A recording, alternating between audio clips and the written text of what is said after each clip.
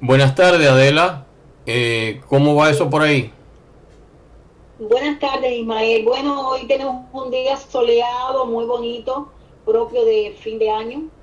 Me parece que nos augura un fin de año precioso Bueno, y ojalá el lo que próximo no sea tienes con que ver si muchas no cosas. augura un nuevo año positivo. Entonces, y bueno, gracias a Dios no hay nieve por acá. Hoy aquí en Radio Creatividad Internacional tenemos a Adelén Soto Álvarez, conocida bajo su nombre de pluma Adela Soto Álvarez, que es una escritora, poeta, guionista y productora y editora literaria. Una amplia, pero muy amplia obra dentro de todos estos campos. Obtuvo el primer premio en poesía y segundo en epístola en el concurso Herardo 2002, así como otros premios de carácter nacional e internacional en España, México, Miami, Suecia. El primer premio La Pluma de Plata con la novela La Esclava Doméstica, entre otros muchos premios nacionales e internacionales a lo largo y ancho de su carrera literaria. Es la autora de las novelas El Imperio de la Simulación, Bodas Negras, Golpes a la Inocencia, Los Vientos a la Razón, El Imperio en Ruina, La Inocencia de Sarita, La Esclava Doméstica, entre otros muchos. Y además de los poemarios como Nube de Hastío, Viaje hacia la Nada, Bajo un reloj de arena, Concierto de ternura, Fiebre en la poesía, y Con la sonrisa nula y El corazón sin dueño, también entre otros muchos poemarios. Y para nosotros un gran honor, ganadora del Premio Literario Reinaldo Arenas de Creatividad Internacional 2016, lo cual para nosotros ha sido, es decir, un gran honor y poderte darte este premio por tu novela Las Moles del Silencio, una novela eh, de una dimensión dramática extraordinaria. Y aquí tenemos nuestra primera pregunta para a ti, Adela. Eh, tú tienes una muy abundante obra literaria, pero ¿nos pudieras decir cómo fueron los comienzos en la literatura? ¿Cómo tus comienzos, primeros comienzos en la literatura? Sí, como no, con mucho gusto. Mira, te podré decir que desde que tengo uso de razón, siempre me he escribiendo. Cuando no una frase era un poema, porque es que en casa había muchos libros de José Ángel Buesa, Neruda, Quevedo y muchísimos más. Y yo era un comején escudriñando cada vez que tenía tiempo. Primero escribí informalmente, claro, era una niña. Después comencé a participar en talleres literarios, tertulias y actividades de distinto tipo cultural, y ahí fue cuando comencé a escribir cuentos, novelas, literatura infantil, aunque no es mi fuerte, y otros géneros dentro de la literatura. Así fueron mis principios. Y bueno, después de esos principios, por supuesto, has seguido escribiendo. Pero entre tu vasta obra literaria, ¿tienes alguna obra preferida más cercana a ti? Es decir, que tú la prefieras entre tu vasta obra literaria, son más de una veintena de novelas. ¿Qué me puedes decir de esto? Bueno, mira, si tú supieras, increíblemente no tengo ninguna obra en especial de mi preferencia, porque cada una de las que he escrito he dejado parte de mí. Son como mis hijos y uno ama a todos los hijos por igual. Imagínate tantas obras nacidas de mí. Aunque en algunos poemarios he volcado todos mis sentimientos y eso siempre le llega más. Por eso quizás algún poema sí me llega un poco más.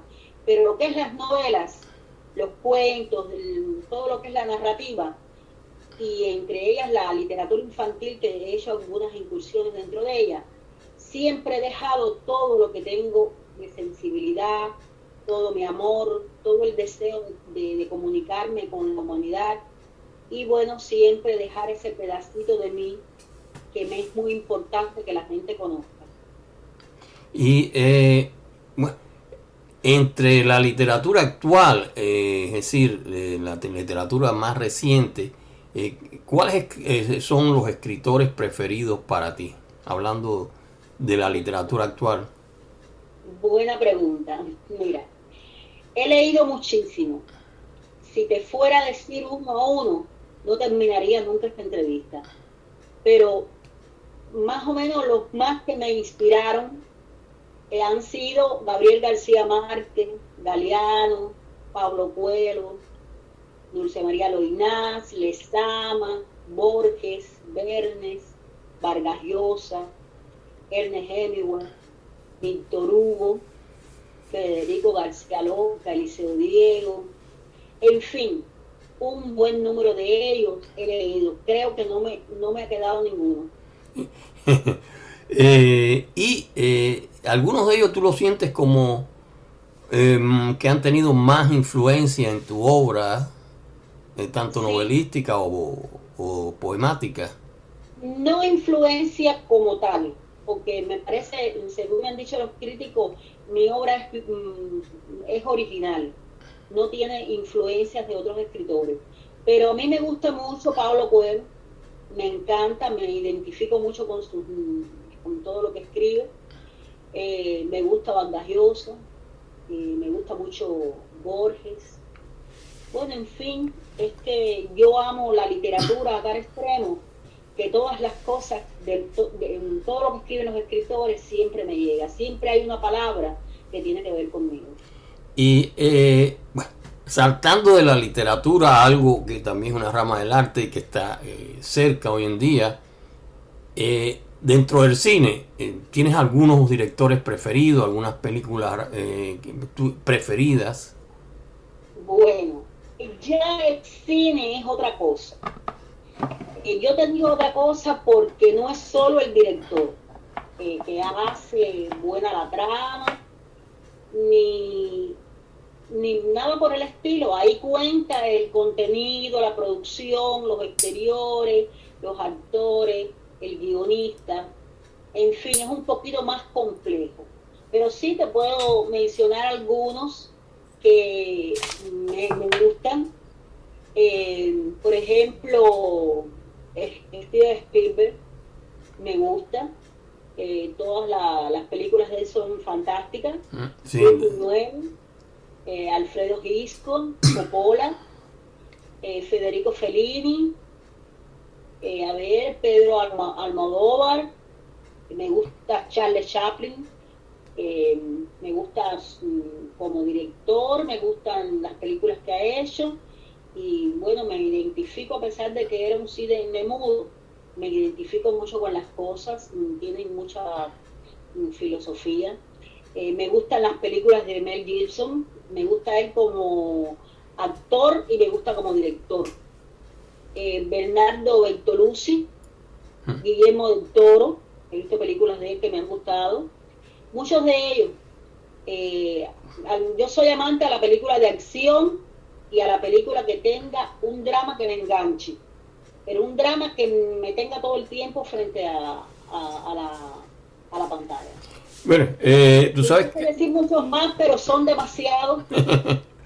Sí, todos esos son también mis preferidos. Es decir, a mí Spielberg me encanta, aunque no son obras dramáticas, son obras, ni son parte quizás ciencia ficción, pero lo que él tiene es que le da originalidad y le da un sentido muy específico. Me estoy recordando ahora el Close Encounter of the Third Kind, un encuentro cercano de la tercera clase, es una película que a mí siempre me encantó de Spielberg. Y bueno, no hay que decir Almodóvar, a mí también Almodóvar es maravilloso. Y sobre todo tú sabes que Almodóvar, desde que empezaba a través de las comedias muy irónicas, ha ido evolucionando, y ahora su última película, Julieta, que tiene posibilidades de ser un Oscar, es decir, ya es un drama, es decir, sí. Y o sea, los estilos evolucionan, y un gran director, por supuesto, ha ido evolucionando. Sí, es muy evidente su evolución dentro del cine. Pero bueno, Julieta solamente la he visto en los trailers, ¿no? Y las críticas y eso todavía no la he podido ver completa. Pero bueno, a mí uno de mis preferidos también.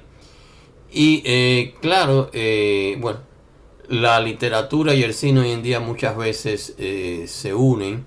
Y claro, cuando se pasa una novela al cine, es una parte de todo este proceso. Estoy hablando el cine serio, que no tiene que ser... Se lleva la obra al guión. Exacto. O sea, y tú has sido guionista también por un largo tiempo, ¿no? Sí, muchos años trabajé como guionista de radio y televisión y también llevé al guión algunas obras de los clásicos de la literatura, algunos verseles. Y, ¿me puedes citar algunos de los nombres que hayas pasado a guiones, a cine? Bueno, no recuerdo muy bien ahora porque bueno, hace muchos años de eso, ya hace más de 27 años, te podrás imaginar que dejé de ser guionista. Pero bueno, me gustaba mucho llevar al guión las obras de Julio Verne, Marco Polo, Dante, Maquiavelo, Miguel de Cervantes, William Shakespeare. Shakespeare me gustaba muchísimo, López de Vega. Ya te digo, muchísimo. Benito Pérez Galdós, Homero, la Ilíada de Homero me fascinó. Y si sigo hablando de la lista sería interminable. Sí, tú sabes que una de las películas que yo siempre mantengo en mi mente es, bueno, no la Ilíada, sino Ulises, que la protagonizó Kirk Douglas hace infinidad de años, no sé, hace de 40 años o algo así. Pero a mí siempre me fascinó la forma como él llevó toda esa película, y es decir, el hijo Michael Douglas también me encanta, ¿no? Es decir, casi tan bueno como el padre, vamos a ver, pero que uso ya otro tipo más de películas más modernas, ¿no? Pero a mí también, ¿sí? Disculpa que te interrumpa, que ahora recordé, por ejemplo, Los Miserables, yo lo llevé al guión. Oh, qué bien. Llevé de Víctor Hugo, llevé Crimen y Castigo, también hice una parte del Principito. Es que son tantos, hice La Guerra y la Paz de Tolstoy. Todos esos guiones que llevaste es decir, sí, que llevé a guiones. Al guión, Lo que el viento se le llevó, Hamlet, una obra de... ¿Y esos guiones los pasaban en la televisión o iban a películas? ¿Cómo era eso? Yo los pasaba. Bueno, yo trabajé como guionista de lo que es la radio y la televisión, pero también trabajé mucho tiempo haciendo fonolibros, llevando los verseles de la literatura al fonolibro, que es la forma de escuchar dramatizando la obra. Y entonces hay que hacer el guión para poderla dramatizar. Llevé a Don Quijote de Miguel de Cervantes, y ya te digo, es mucho, demasiado, pudiese hablar 4 horas. Por ejemplo, la Odisea de Homero, ¿para qué decirte? Otelo, todas estas obras que son leyendas, Romeo y Julieta, Julio César, el retrato de Dorian Gray. Y bueno, ¿para qué contarte la importancia de llamarse Ernesto y la Divina Comedia? Estoy tratando de recordar a ver si... una larga... Cumbres Borrascosas fue una que llevé yo a la novela radial hace muchos años, por allá por el año 82, me parece. O sea, tú hacías novelas radiales, hacías los guiones para televisión y hacías los fonolibros. Para la radio y la televisión. El Rojo y el Negro. También. Stendhal. Es que son tantos, pero tantos. Imagínate todo el tiempo en esta labor. Y déjame hacerte ahora una... La Isla del Tesoro también. Bueno, ¿para qué? Es que son muchas. Alicia a través del espejo. Prácticamente has hecho todos los clásicos habido y por haber. Un concebido como una partida de ajedrez, ¿no? Donde los arroyos y los setos dividen las casillas. Es más bien juvenil, pero me gustó mucho hacer ese guión. Bueno, imagínate, no tendría no tendría para terminar la lista de que he llevado el guión. Por ejemplo, en 10.000 leguas de viaje submarino de Julio Verne. Imagínate tú, es que tendría que tener una memoria prodigiosa para poder tener en mente toda la cantidad de verseres de la literatura clásica que yo he llevado al guión y al fonolibro. Indudablemente que tú tienes una pero muy larga, es decir, obra literaria en todos los aspectos, tanto como de la novela, como guionista, es decir, como poeta. Pero ahora quiero hacerte una pregunta que va hacia la novela y mucho más reciente. ¿Qué nos puedes hablar tú de la novela Las Moles del Silencio, que fue la ganadora del Premio Literario Reinaldo Arenas de Creatividad Internacional? Esta sí está más fresca. Sí. Mira, Las Moles del Silencio es una novela que es de corte social. Sí. Se pudiera enmarcar en cualquier país latinoamericano, aunque estos sucesos que narra la trama tienen la particularidad de haber sido escritos a través de la realidad cubana. Las Moles del Silencio es una novela testimonio que recoge la historia social de Cuba desde el año 59 hasta el año 97. Todas las penurias, proyectos, fracasos, todo lo que se ha provocado en Cuba después del régimen imperante. En ella existen anécdotas, sucesos, prejuicios, miserias humanas, muy bien explícita lo que es la doble moral, el abuso de cargo, las violaciones tanto de los derechos del hombre como las violaciones a la mujer como tal, a los subordinados, al deber laboral, también la violación de la carne, son las temáticas principales que se ve a la mujer como un objeto sexual. Es de forma muy coloquial, hay muchos sucesos que le dan vida a algunas mujeres que existen, que fueron, aunque la novela no es autobiográfica ni tampoco es testimonial, sí casi toda la obra es un testimonio a la realidad cubana. Es decir, que aquí la cubanía estrena su más genuina fragancia, diríamos. La protagonista relata en un lenguaje sin rebuscamiento, ¿no? Toda la vivencia, todo lo que le ocurre a ella. Ella va a cumplir una misión internacionalista fuera de Cuba. Ahí ella relata todas las injusticias que tiene que pasar en esa misión.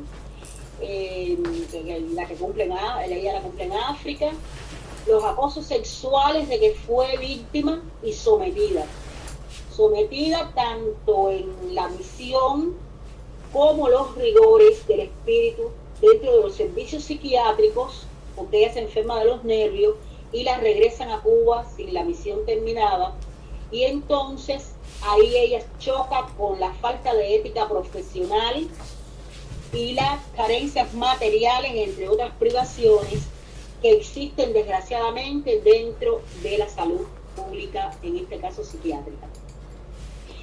Esta obra yo la escribí en un enfrentamiento con las costumbres, con esas pesadillas que vivimos la mayoría, que nos tocó estos años más difíciles en Cuba, aunque todos han sido difíciles, pero bueno, los más difíciles fueron los del año 90, cuando la audición cero, que es donde viene el periodo especial, aunque esta novela viene desde el 59, pero bueno, son las partes más agravadas en la novela, y las raíces de una vida que refleja esa realidad estremecedora de la Cuba de hoy, que desgraciadamente sigue sumida en un cautiverio. podría decirte tantas cosas de esta novela que no terminaría como lo demás nunca. Pero esta novela yo espero que guste porque la mayoría la hemos vivido y contrasta con la concepción del realismo descriptivo dentro de la narrativa hispanoamericana, aunque se observa una permanente descripción lineal. El escenario que utilizo para desarrollar la misma es increíble. Quizás al leerla se sientan identificados con ellos y hasta con los hechos. Porque aquí viene también lo que tuvo que comer el hombre en Cuba cuando el periodo especial. Déjame aclarar porque puede ser que muchos de nuestros oyentes no sepan exactamente qué cosa era el periodo especial en Cuba. Fue cuando la Unión Soviética y todo el campo socialista cayó. El campo socialista. Exacto. Y bueno, es cuando cae el campo socialista, Cuba pasa a la opción cero, que es el periodo especial, donde se desaparecen de los comercios todo lo alimenticio y todo lo industrial. Nos vimos, porque a mí me tocó vivirlo, nos vimos todos sin tener que comer, haciendo, si aparecía algún fideo, arroz de fideo, las pizzas que se vendían de forma clandestina y en las propias cafeterías del gobierno, mucha gente sin escrúpulos utilizaba condones derretidos para derretidos encima de la pizza como queso. Se robaban las vísceras de las morgues de los diferentes hospitales. Esto sucedió en Pinar del Río y también en gran parte de La Habana, de la ciudad de La Habana. Se robaban los hígados, se robaban, bueno, ¿para qué fue? Es que hubo que vivirlo para poderlo creer. Sí. Una época extremadamente difícil donde un jabón hecho de forma artesanal valía 50 pesos. Un jaboncito que cuando lo ponías, por ejemplo, encima de un mueble y lo levantabas, el mueble tenía un hueco. Era dicho hueco por la sosa cáustica tan alta que tenía. Donde hubo que lavar con hojas de mangle. El mangle seco ese que cuando se cortaba de los árboles y entonces se secaba y se lavaba con eso. Se cocinó con acerrín, con unas latas de pintura que se llenaban de acerrín y se le ponía una mechita en el centro y se encendía y con esa llamita mientras iba quemando el acerrín ibas cocinando lo poco que encontraba, porque salías al mercado y no había nada. A veces traían puestos de langosta y la gente se mataba para poder coger una cabita de puesto de langosta que daban por casa. Llegaron a estar las hamburguesas por el CDR. Si te tocaba a tu casa que te dieran para ese día un vale para 4 hamburguesas, y eran 8, tú ibas, comprabas tus 4 hamburguesas, las traías y las picabas para los 8, porque era de acuerdo a la cantidad de hamburguesas que te diera el CDR, las que te tocaba, las que pudieran darte. Y así veían las filas de hombres, mujeres y niños hacia la hamburguesera a las 6 de la tarde, que era lo único que podían llevarse al estómago. Se tomó mucha infusión de hierba, de flor de España, de jengibre, de tila. Bueno, increíble. Los campos iban quedando vacíos de la cantidad de personas que tuvieron que ir en busca de estas hierbas medicinales con un poco de miel de abeja, porque azúcar tampoco había, increíblemente siendo un país azucarero, pues endulzarla y poderla tomar.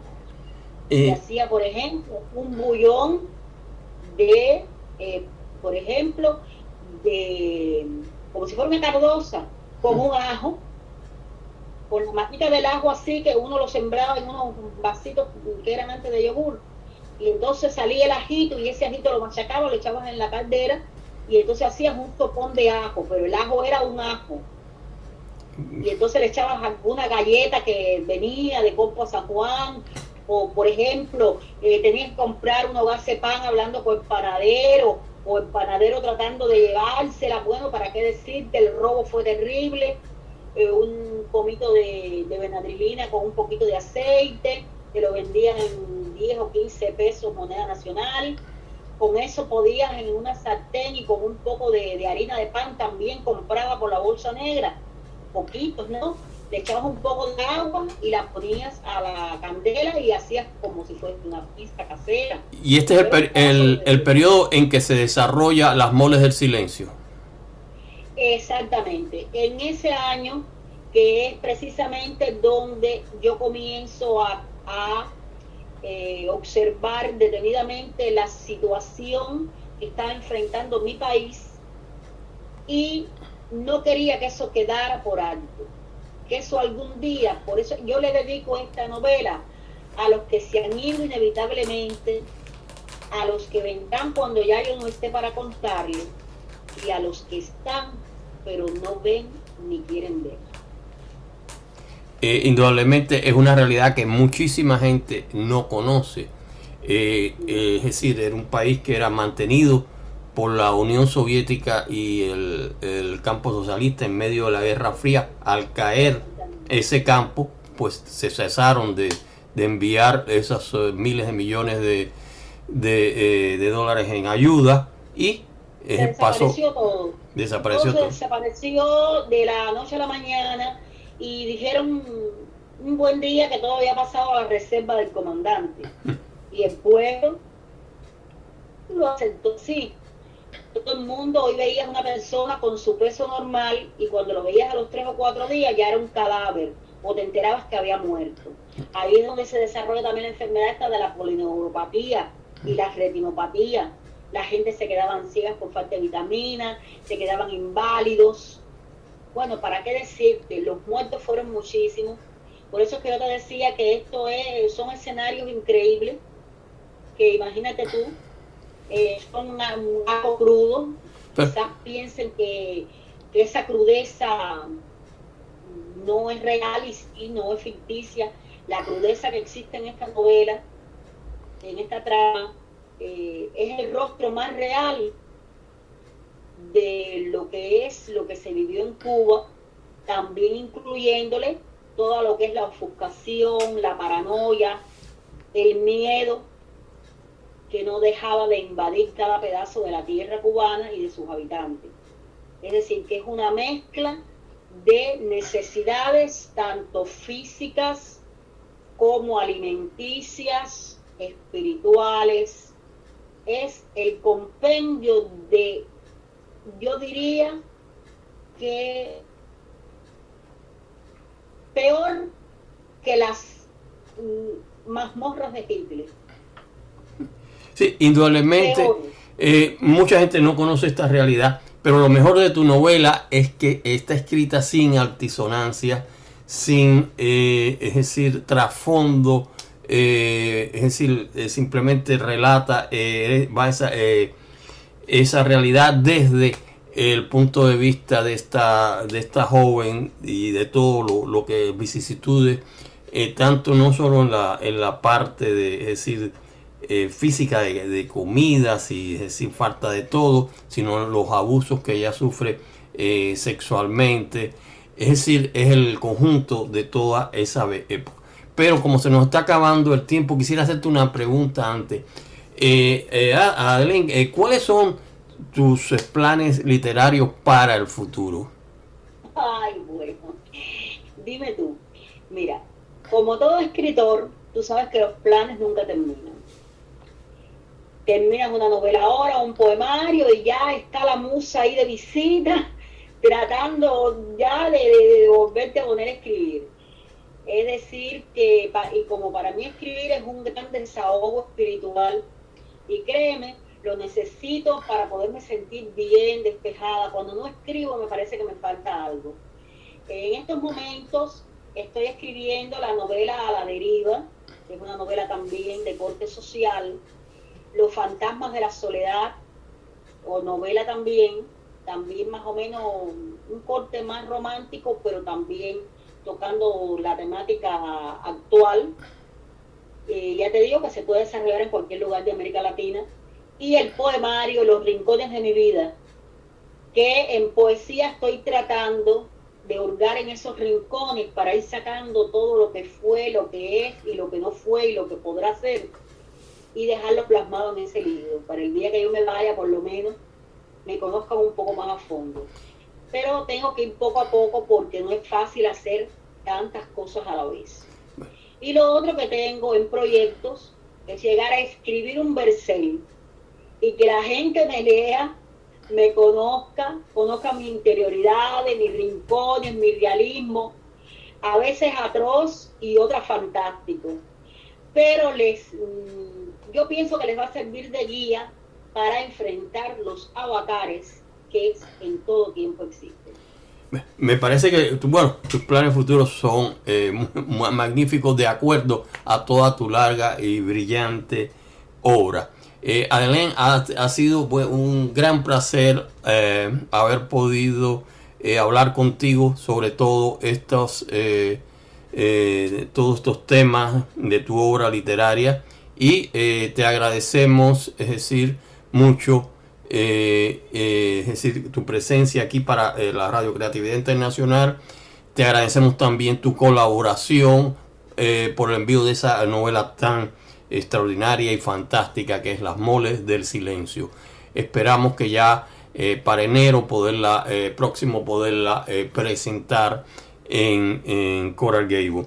Bueno, muchas gracias y muy buenas tardes. Y Dios quiere, si será, muy buenas tardes y muchísimas gracias a Creatividad Internacional y a ti particularmente por haberme invitado a esta entrevista donde he podido relatar un poco de mi historia para los que me conocen y para los que no me conocen. Okay. Y que pases un feliz año y que Creatividad Internacional siga llena de éxitos al igual que tú. Gracias, ya nos vemos. Bye bye.